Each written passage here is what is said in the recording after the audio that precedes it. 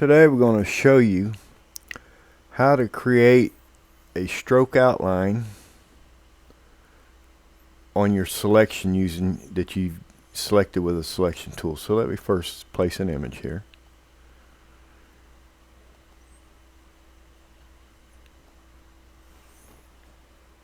And let me get what I want in the image.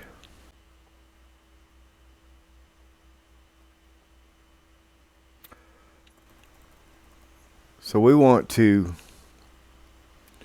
I'm just going to grab my ellipse tool here,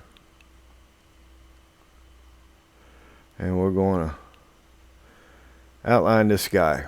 Now if you notice, when I click on my move tool, I don't have a bounding box, so first thing we want to do is rasterize. I place this photo. If you've placed, copy pasted, or it's locked, or it's linked, you need to rasterize your photo. So we're going to go to the layer, come down here, and we're going to rasterize. And you notice I now have the bounding box when I have my selection tool, my move tool selected.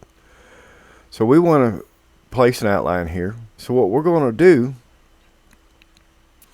is we're going to duplicate this layer. Control C, Control V, and we're going to stay on this layer. The reason why I'm duplicating because I don't want to mess up the original photo, right? So we're going to go to the FX, and we're going to outline. We're going to pick a color. I'm going to move mine all the way to white.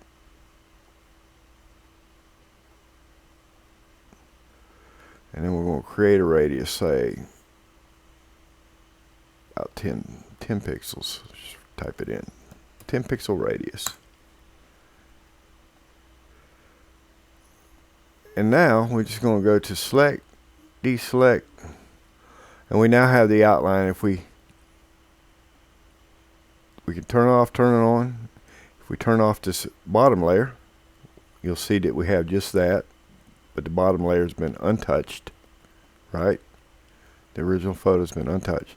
And that's all there is to create an outline. There right now, there's not a way to actually just do your selection with selection tool and then select something that's going to put a stroke on all your marching ants.